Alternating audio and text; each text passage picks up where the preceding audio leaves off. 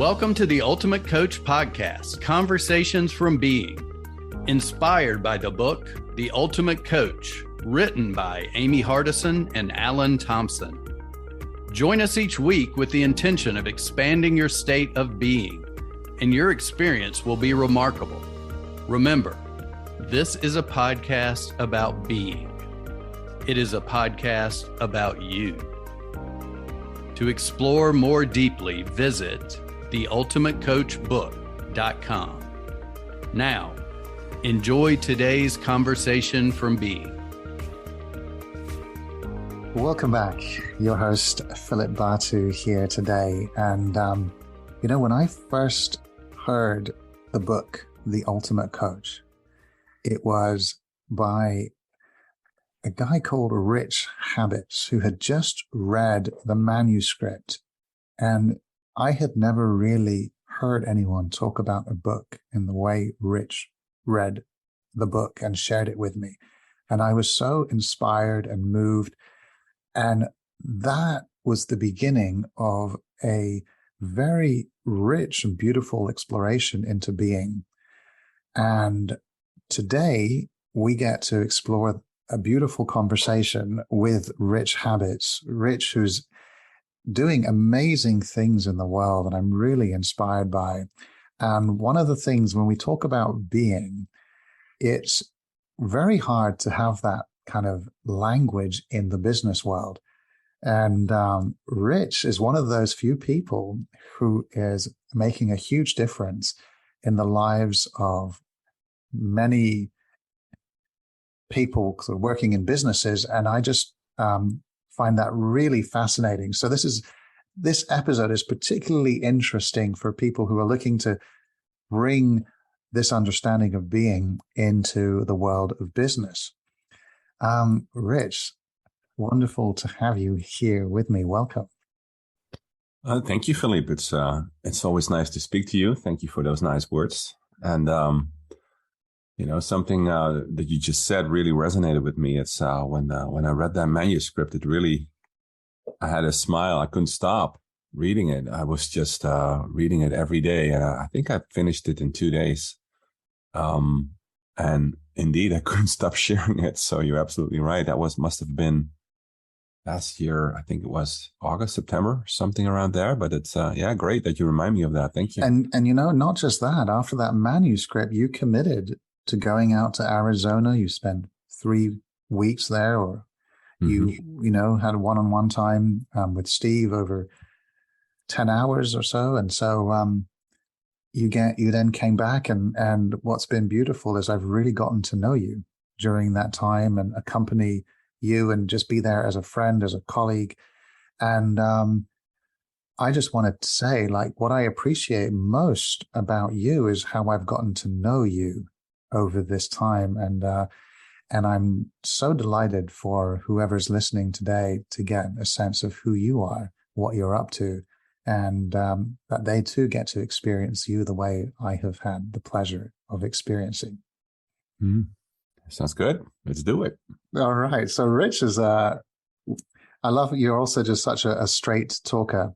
And one of the things that I often hear you say is how, we can't have this language. We couldn't talk about that in business. Like businesses, you can't go in there and talk about being. So I'd love to know about how did you start actually getting into the world of business, and how do you introduce this language of being and this way of being and using being as a way to create the kind of results that you're having? And maybe you can share a little bit more about what you're up to, the work that you do, and how that, whatever makes sense for you to share.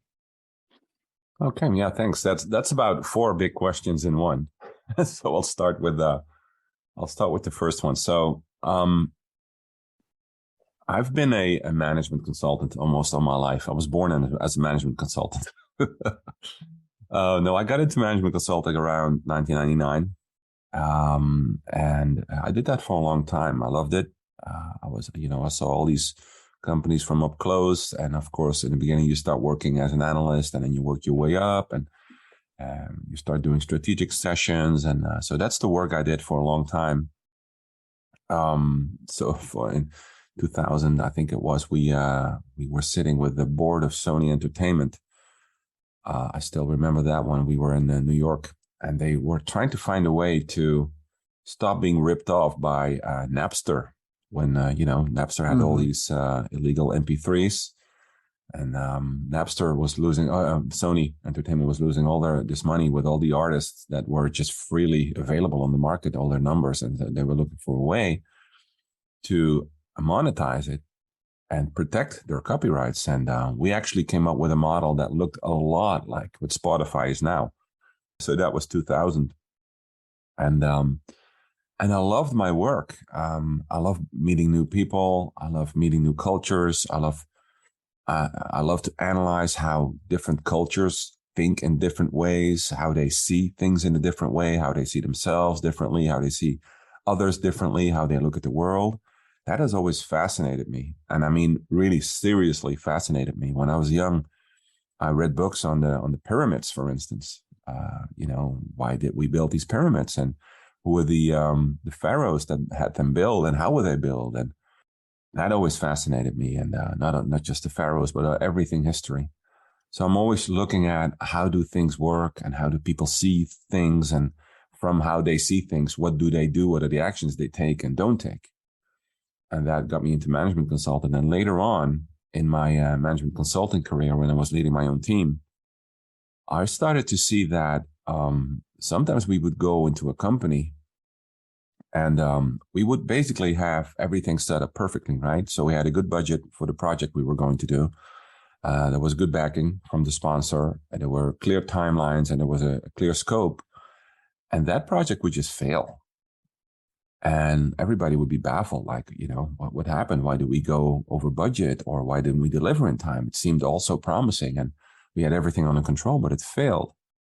And at other times, we would run projects in companies. These were mostly like reorganizations or, projects like that. And we didn't have a clear scope, budget. We kind of have to see where we're going to get that next week. And those projects were a success. And I was always taught that if you got those three things in place, you got your budget, you got your scope, and you got your timelines, your milestones, that everything would just be a matter of control. Well, it turned out wasn't true.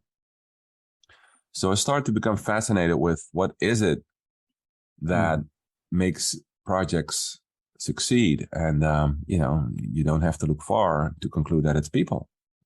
And I became fascinated with people. I saw people around me wildly successful, loved by everybody, leaders of teams, and their teams would work over hours. They would go the extra mile. And other leaders, those people wouldn't do anything. They would just go home, at 5:00, they would close their laptop and they would go home, and they wouldn't, do anything extra.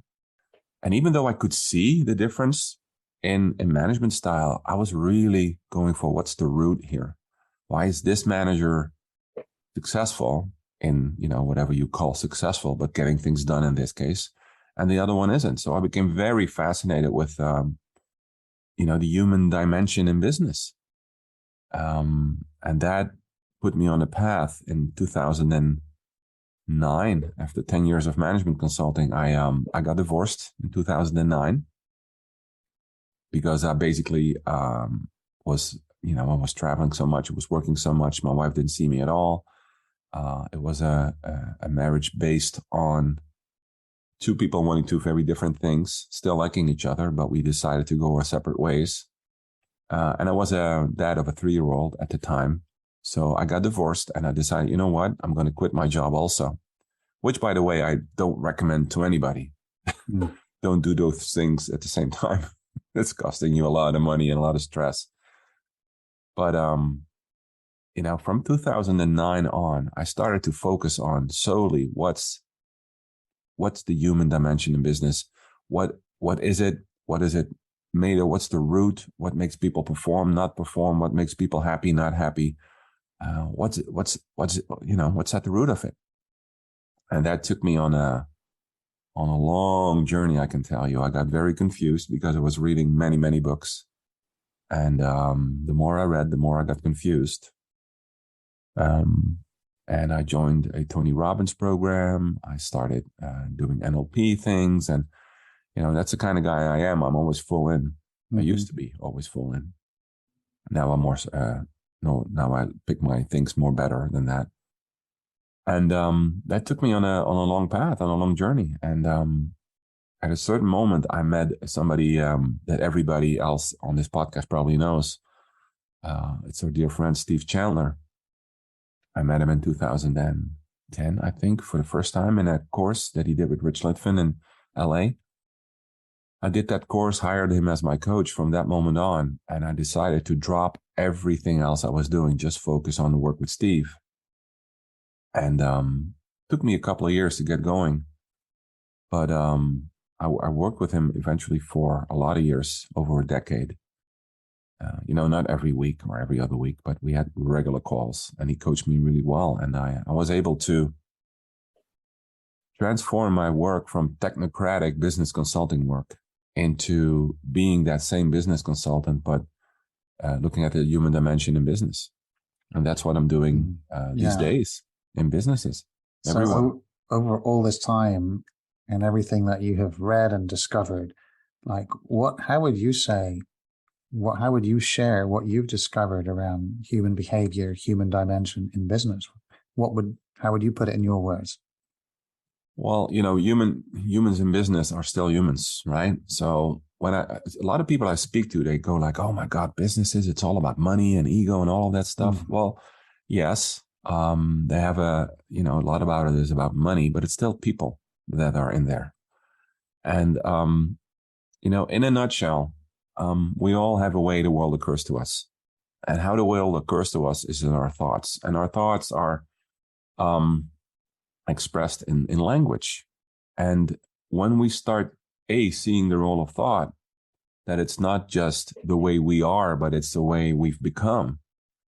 And that we have a say in who we are, then we can transform our world. And I think we're all perfect, whole, and complete. Every single human being. I haven't met a human being who's not perfect, whole, and complete in my life. But we have things that get in our way. We have beliefs, thoughts, convictions, and all that stuff that get in the way. And once we get to see that, not make them wrong, right? Not make ourselves wrong for having a certain belief or whatever. But once we start to see that that's what's running the show, right? The way the world occurs to us, that's what's running the show. That's what's running us. That's how we perceive. It's how it occurs to us, how we occur to ourselves, how the world occurs to us.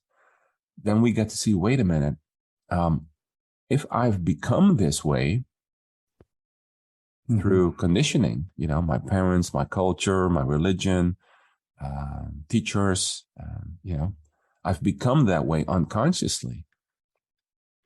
If I've become that way, I can also, if I've become that way unconsciously, I can also become another way consciously. I have a say in the matter. And when we take that ownership, we can basically create anything we want through the power of our own minds. And that's, that's in 2 minutes probably.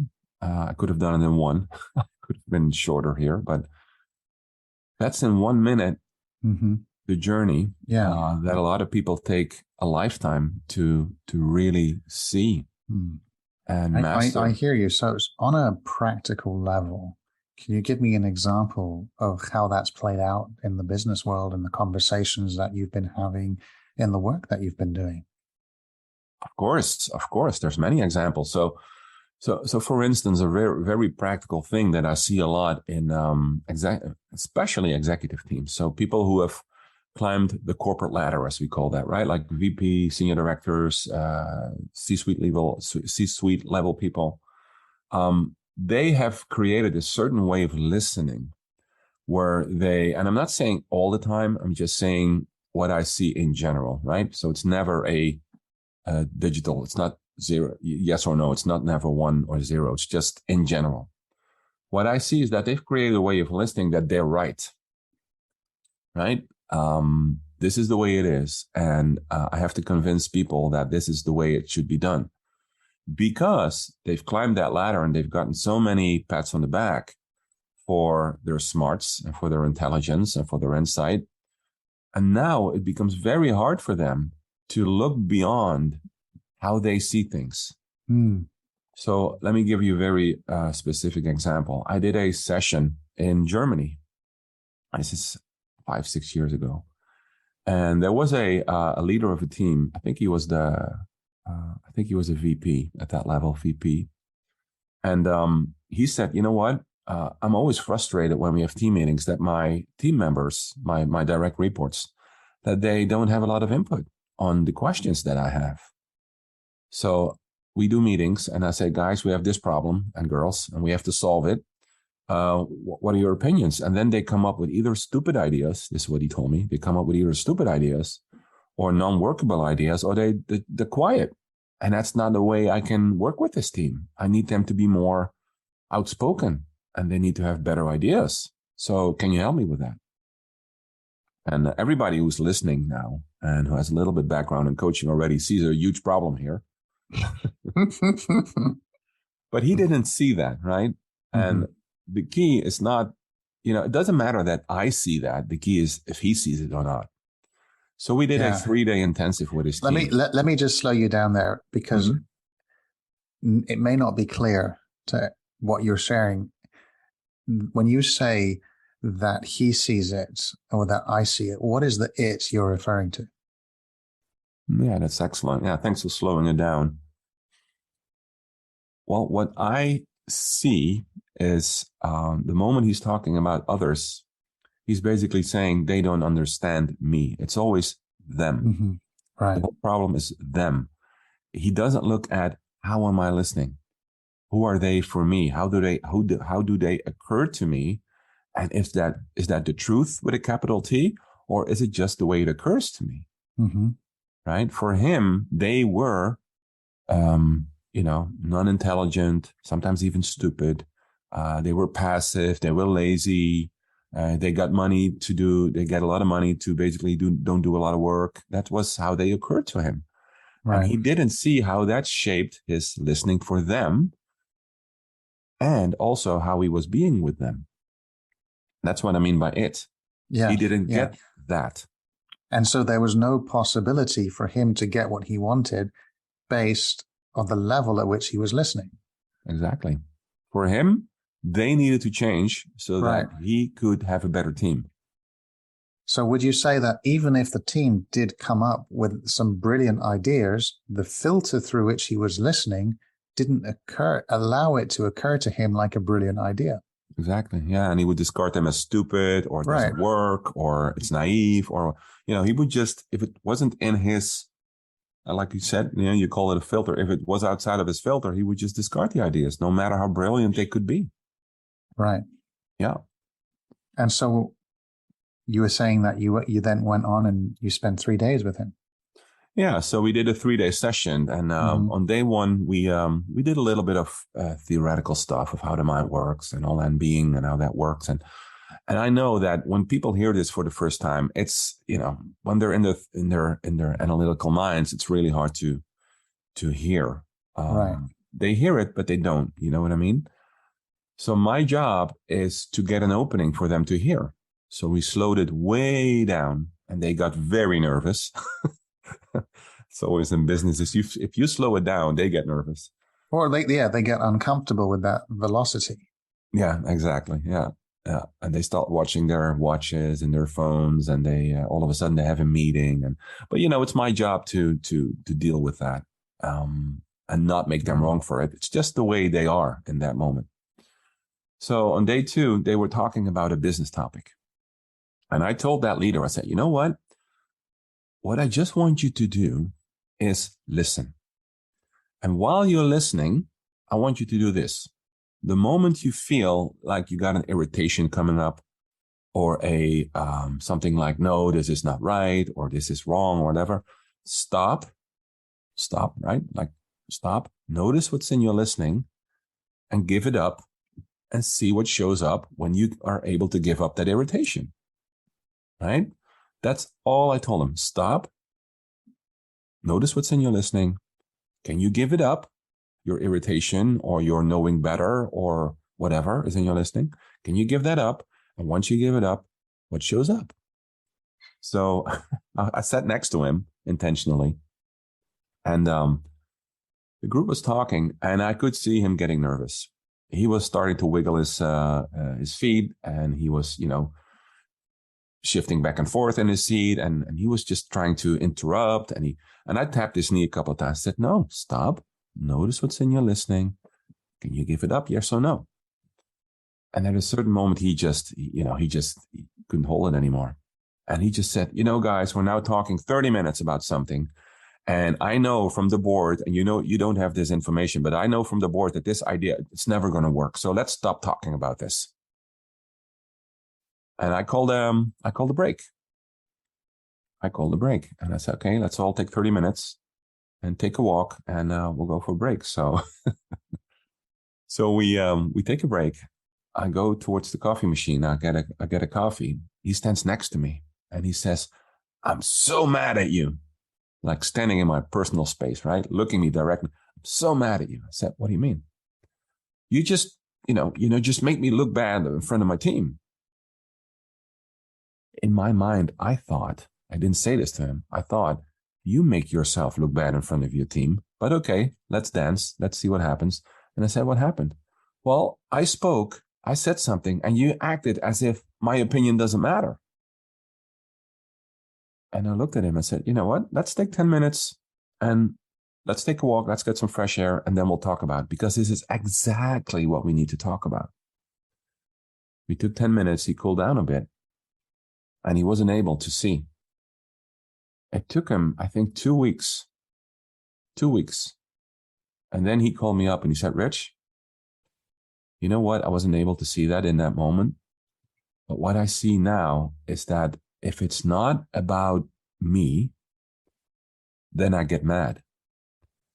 If people don't listen to me, I feel like I'm less than, or I'm less important, or I don't matter." And that's the pattern I've been having since childhood. And I've been taking that with me in my leadership skills, in my leadership style, rather. And he said, "What happened is that I felt like you were discarding my opinion. And you know what? I've been doing that with my team for 3, 4, 5 years.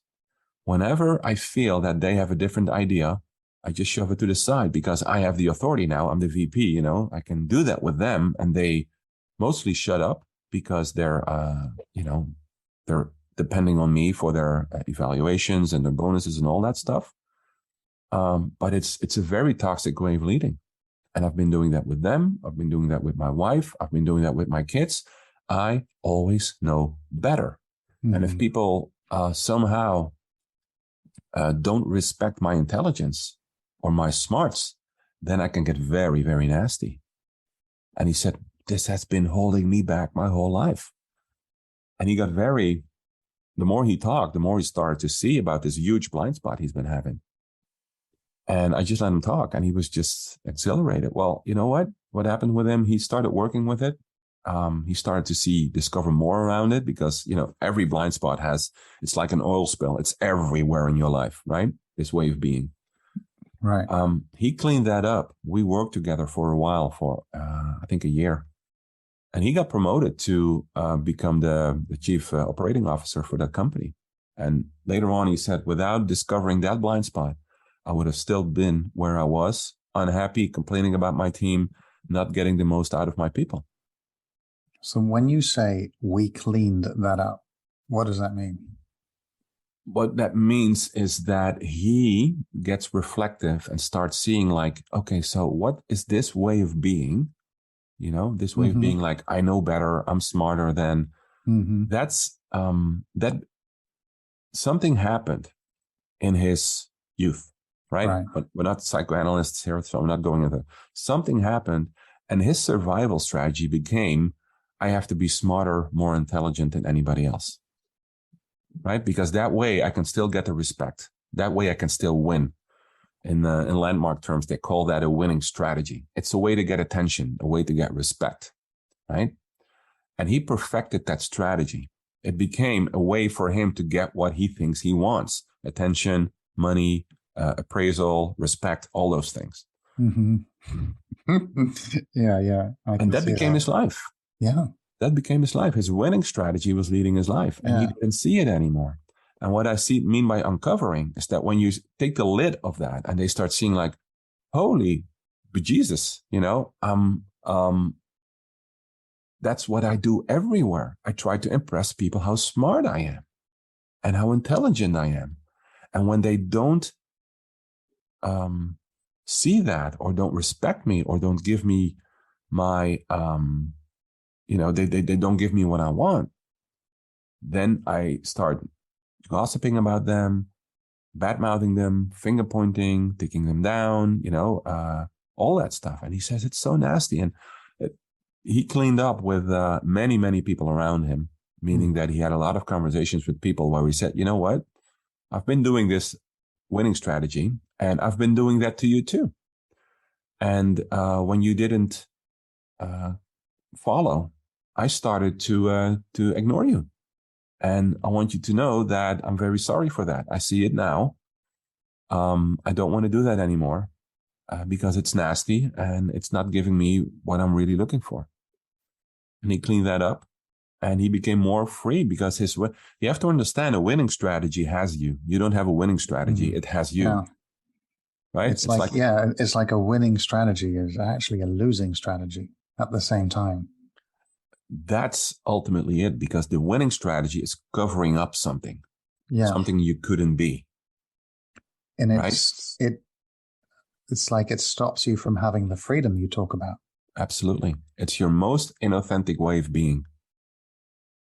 And we all have it. We all have winning strategies. We all have ways to get our attention, or, love, respect.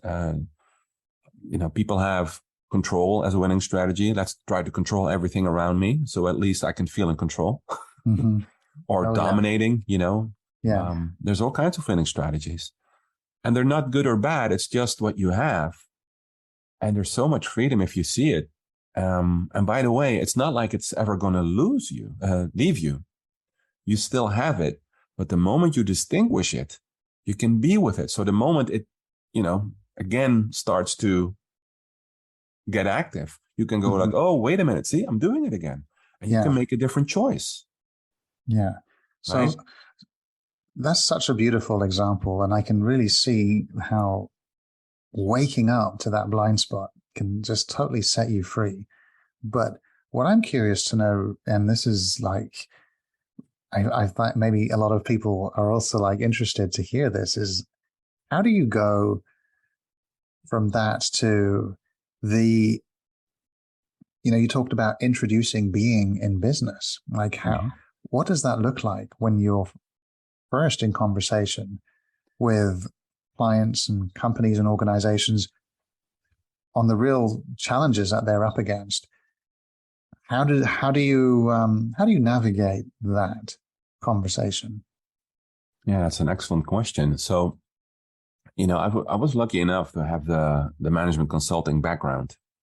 So I know how these people talk. And I'm saying these people as if they're from another planet, but I know how people in business talk. I know what's important to them.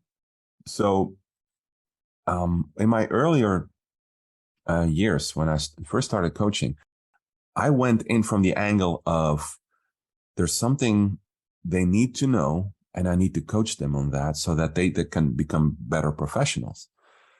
Turned out that wasn't the easiest way to get in. So what I did over the years, I developed this method of, they struggle with real business problems like revenues, like, which products should we launch? How do we reorganize the team? How do we get better trust in the team? How do we make more profit? So I became interested in what do they perceive as a current problem. So for instance, let's take making more profit, right? Or budget problem, something like that. Let's take more profit. So what I would do, I would ask them, what's the biggest problem you have right now in your business? What's keeping you awake at night? That would be my angle. And the moment they would talk about that, I know that the solutions they think are the solution to their problem aren't really the solutions. The solutions are always mindset issues, being issues. So in a nutshell, the metaphor that I always use is if you give, if you have a dog and the dog is sick, and you give the dog a pill, and the pill is going to really help the dog get better. But the moment you put that pill in the mouth of the dog's not going to swallow it because he doesn't like the taste of it. So he's going to find every way possible to push the pill out of his mouth. I'm an expert at that. I've had 3-4 dogs in my life where I had to do that. And the dog never would take the pill and go like, oh, that's great. Thank you. I know I'm going to get better from that. No, he just pushes it out, even to my irritation, right? So you put the pill on the tongue, you put it in the back of his throat, and then 50 minutes later, you would find the pill on the floor. That's the same in business. If you go into business and you start talking about, you need to shift your mindset and you need to be, you need to make a document that you need to feel better. And when you're happier, you do better work. They're kind of interested in that, but they're also really interested in like, hey, that's great, but I have 300 emails a day. Can you help me with that first? Or that colleague from customer service that really doesn't communicate. That's a bigger problem for now. Or my boss always cancels my one-on-ones and I don't know how to talk to him. I don't know how to get in a relationship with him. Help me with that first, right? So what you need to do in business is, and let's go back to the metaphor for the dog again. If you want to have that dog swallow that pill, you wrap it in a piece of bacon. And if you just take a piece of bacon, you wrap it around the pill and you put it in the dog's mouth, that pill goes down easily. Right? And the dog, as a result, will get better. Well, in business, it's the same. You just can't give him that pill. You just can't. It doesn't work. For some people, it does. Mostly, it doesn't work, is my experience. So you have to find the bacon. And the bacon is what do they like in business? Well, business is mostly analytical.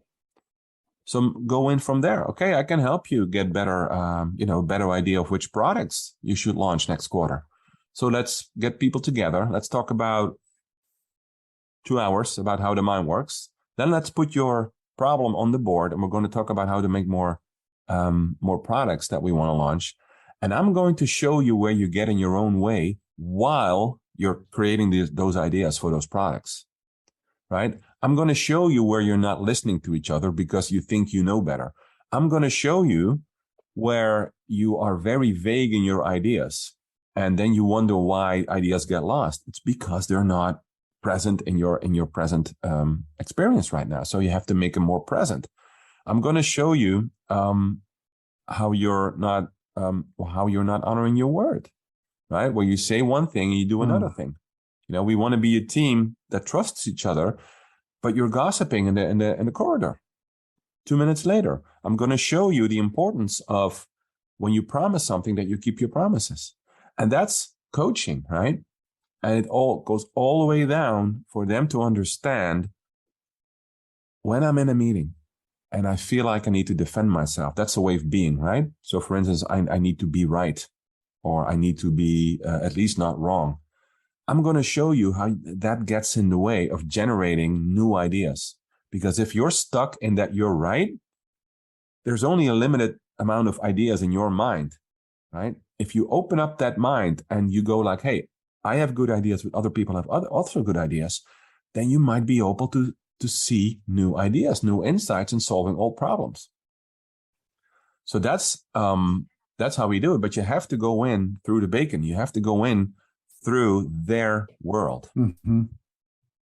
And then, of course, the pill is in there. Yeah, that makes sense. Yeah. Let me give you another example. There was a team I used to work with, and the first time I walked in, they had this U shape. They had all these in this conference room, and they had a U shape with the tables and the chairs. And on the tables they had all their laptops in front of them, and they were doing their emails. I don't know what they're doing. They were doing a lot of stuff, and I started my program, and they kept their laptops open. And this was the first session. Okay. And after 2 minutes, I said, wait a minute, can I ask you a question? Can I ask you what you're doing? And they said, well, we're doing our emails and we're very busy, and we cannot afford to be 4 hours here. It's just, we have to do 2 things at a time. In the past, when I was more judgmental, I would just say, you know what? Call me back when you're able to listen. And I would just walk out. What I said to them, I said, you know what? Let's talk. Give me 5 minutes about how the brain works and how multitasking doesn't work.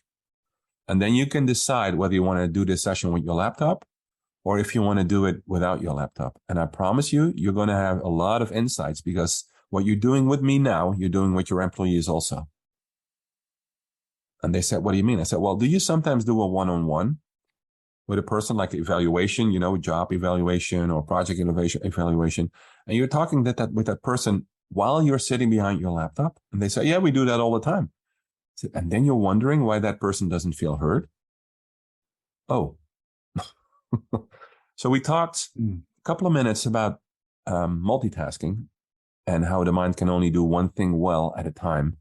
And they were like, let's put away the laptops. And we had the best session. So that's how you use coaching in a business setting. You have to be in their world, in their language. And it's not hard. It's not hard. You just have to be willing to also listen for what's important for them. How does the world occur for them? Does that make sense? Yeah, you're on fire, Rich. I'm just sitting here and just enjoying listening to you talk about this. I can see that it's something you're really passionate around. And and I also know that that you're also very eager to help more people to understand how to bring more of this work into businesses and how to and just how to to be someone who can create shifts in culture, in well-being, in results, financial performance related, the kind of work that you're doing. So that's beautiful. I just want to say, I really feel the passion you have for this, and what is also occurring to me is just your willingness to do what it takes, your willingness to show up.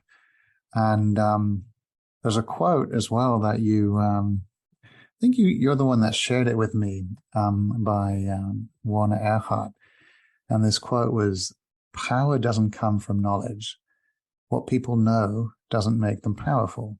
It's being present to what you're dealing with that gives you power." And I feel like that's really behind the essence of what you're sharing. Mm-hmm. It's really about the power of being present to whatever you're dealing with that is powerful. And I wanted to just, acknowledge you in how you've been present to showing up in a powerful way by being present to what's needed. Yeah, thank you. And I did a 10-month leadership program with CTI, and it really was about coming out with the ability to respond to two questions. The first one is what's here, and the second one is what's needed now. Mm-hmm. And if you can be present to what's here, not to the story of what's here, but to what's actually here, you can be present to deal with it, with whatever life throws at you powerfully. Yeah, it sounds a lot like the stop, notice what's in your listening, and can you give it up? And that's also becoming present to how am I listening to the situation right now? Yeah. And can I give it up? Yes or no? Yeah. Yeah, that's a beautiful way to notice. First of all, stop, notice. Because the stop and noticing for most people is just an automatic way of being. Yeah. So to me, this is a really this is like beautiful because it speaks to the essence of being, while at the same time uses language that people in business can relate to. Notice what's in your listening. Yeah.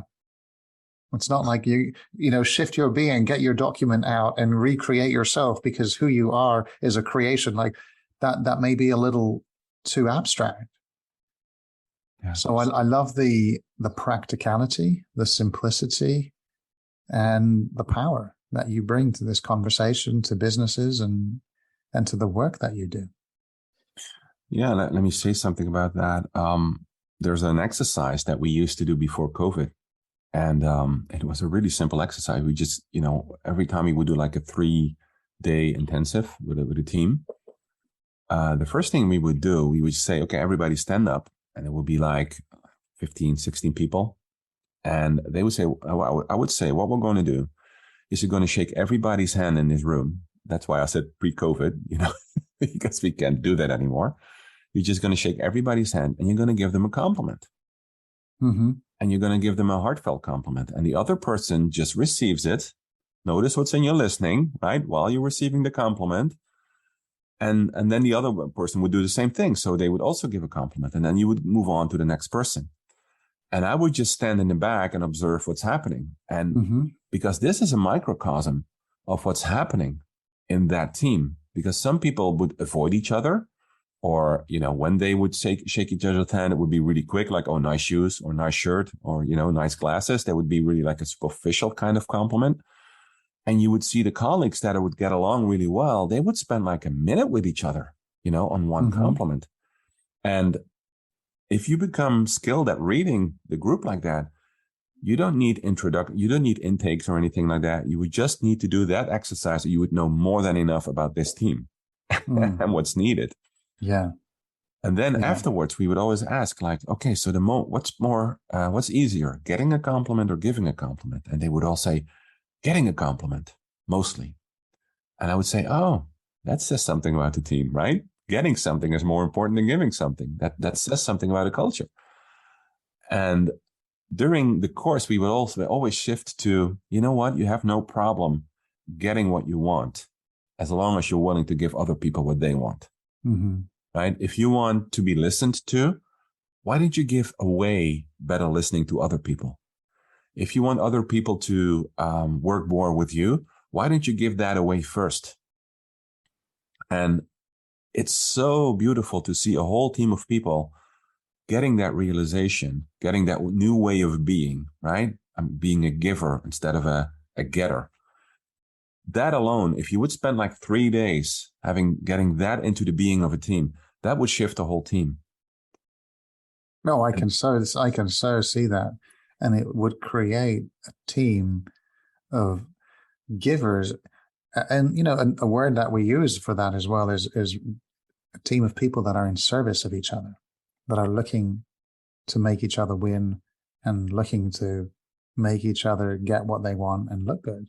Yeah, exactly. And it just becomes, it's like a complete shift from the me and to the we and to this sort of collaborative way of being. It's just going to be way more beautiful and fun and engaging and powerful. Yeah, and it's so important. Mm-hmm. And that same team, when they get together now, it's so in their DNA. Right. That whenever they're talking in a meeting or anywhere else, they check in, am I here for me or am I here for the team? How am I listening? Am I listening at the level of self or am I listening at the level of team? And the beauty is, and this just makes me so, oh my God, this is so beauty. When you see a team do that by themselves, it almost feels like I'm the granddaddy and, with the kids being happy and playing with each other. I'm like, oh my God, this team's so much more productive now. They don't need me. It's always been in them anyway. But now they see how they're listening. When I'm in a meeting and I'm starting to debate something, what am I doing? Am I trying to be right?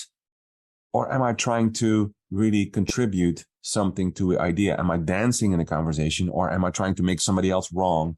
And am I trying to make myself right? And to your point earlier, I meet so many wonderful people, coaches, consultants, mentors, people who do amazing work. And they tell me that they're kind of scared of business, right? They don't know how to start working in business or that it's scary. It's all about money, big egos, all that stuff. But but that's also a way of being. It's also a way of looking at business. If you shift and peel away those layers of materialism and egos and all that stuff, you see that this is a huge opportunity to really reach a lot of people at once, right? Because you're working with a whole team instead of one person. You're working with a whole company, whole department, whatever. You get a chance to shift thousands of people if you do that well, instead of one or two or three. And to me, that's the game I'm playing. I want to make a bigger difference for more people, because we spend so much time at work. I don't even know how much, what it was, like half of you, I don't even know. But it's like 8 hours a day if you're lucky. You know, most people I work with work 10, 12 hours a day. So what an improvement if people get along at work, get better results, don't have, the stress, know how to deal with breakdowns and all that stuff. They bring that home also to their kids, to their wife, to their families. They bring that home to their friends. They bring that home everywhere. So what a huge impact we can have as corporate advisors. And I call it advisors. It doesn't mean that we're giving advice, but it's coaches, consultants, that group. What an impact we can have that way. So I would really love for more people to step beyond their own filters of corporates. Yeah. And just start looking like what difference can I, even like your local chamber of commerce. They have people there who are looking for, how can I perform better? Small business owners, you can go there and start making a difference by doing a speech of, I'm doing a speech on how to get more productive. Why not? It's not hard. It's not, it's still people. It's still people. And, we can make a huge difference in corporates, because if you look at the world right now, a lot of people are stressed in corporates. They're eager for help. And the help they mostly get is from people who are unskilled in doing this work. And they're doing, I would like to say, more bad than good with their, heartfelt advice. And I see a lot of people being burned out, and that also, they bring that home also. So I would encourage, if you're a coach or a consultant or somebody who really wants to contribute, look at businesses to do that. They need you. They really need you. Yeah, that's so hopeful. And it's just a possibility for more well-being in the workplace. That's how I see you and the work that you're doing and the possibility you're creating for thousands of people. And it's super inspiring. And I know you haven't brought this up, but I'm going to bring it up myself, because I know there's a program that you are offering called Being a Trusted Advisor. And this is for people who are looking to get into working more with businesses. And it's like a support team. Is it okay if I ask you to share a little about that? Let's cut this out, because I don't want it to be a promotional thing. Okay. So okay? Yeah. We can cut that out, and that's totally cool. And at the same time, I want to challenge you on that, because it's not a promotional thing. It's about being in service. And if you can see it that way, it will be beneficial for people listening to know that there's a way they can get on board and be more. So I invite you to look at it as you being of service and not you promoting yourself, and stop making it about you. Yeah, that's a different perspective. Okay. Yeah, let's do it. Okay. Yeah. So I'm going to ask you the question again. So is that something, is it okay if I ask you about that? Sure. Go ahead. Yeah. Well, tell me, what is this Being a Trusted Advisor? What is the program about, and who is it for, and how can people find out more about it? Well, it's really something that started in my own mind 2 months ago, when I had a conversation with somebody, really good coach, a guy who used to work for a law firm, and he turned to coaching, and he really doesn't know how to do that with corporate clients. And I had a conversation with him, and he really started to get benefits from that. And I was like, more people need to know that it's not scary or different or anything else. It's just you just need to do a few things. So I had a conversation with my wife. I said, you know what? I'm just so blown away by how many people are scared of working in business. And scared might not be the word that resonates with you, but scared or look up to or are intimidated or whatever. And it's such a shame because they got so much to offer. So, I said to my wife, what I'm going to do, I'm just going to do a couple of calls of an hour, and I'm just going to tell people the basics, where to start, how to make a proposal, what the languages you use, what the languages you don't use, who you speak to, who you don't speak to. And my wife said, yeah, that's great. You can help many people with that. And I thought about it a little bit more, and I decided to make a little bit of a program out of it. And it's called Being a Trusted Advisor. And everybody can look that up on Facebook. I posted it on my wall, and I put that on my wall actually, and I had many replies of people saying I would love to participate.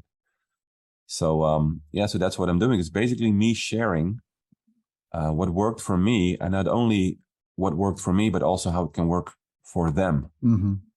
Oh, I think it's amazing that you're doing that, Rich, and it's so needed. And I was one of the first to sign up to that program. I was like, yes, I want to be a part of this. And I've also invited people that I care for dearly that will be joining the program as well. And I know you already sold out for the first batch, and you're doing a new one in October. So, I know that also that you're not someone who likes to self-promote. And I really appreciate you sharing that here, because I really feel like this is just a beautiful opportunity to serve people that kind of people that you described that really want to be making a bigger difference in the world, but don't know where to start. So just, thank you for creating that. And I'm sure it will be absolutely powerful, insightful, and really practical. Because if there's one thing that I love about your way of sharing and teaching, and is just the practicality that you bring, and that's something that I personally really value. And also all the examples you gave today. Thank you for who you're being, for what you're creating. You are an inspiration to me and to many people, and I'm so glad to be able to call you a dear friend, and to be able to, just keep being a witness of your journey and what is being created. I think it's absolutely fantastic. Well, thank you for that. That's really touching. And let me also acknowledge you for doing an amazing job on these podcasts. And, we have many conversations also outside of this podcast, and I always find it inspiring. Congratulations again on the birth of Oliver. I really enjoyed that. Thank you so much. Yes. And it's actually my first episode, and I'm recording as a dad. And I tell you, I just feel I feel so tender, Rich. I feel so tender. And it's great that we're talking about business and stuff, because it's just allows me to just get really present to you and to what you're sharing, and I love that. Yeah. Thank you for being who you are. I experience you as one of the most kindest people. You got a beautiful voice for doing these podcasts. I think my wife overheard you speaking last week, and she said that guy should become a professional voiceover. Oh, thank you. I appreciate that.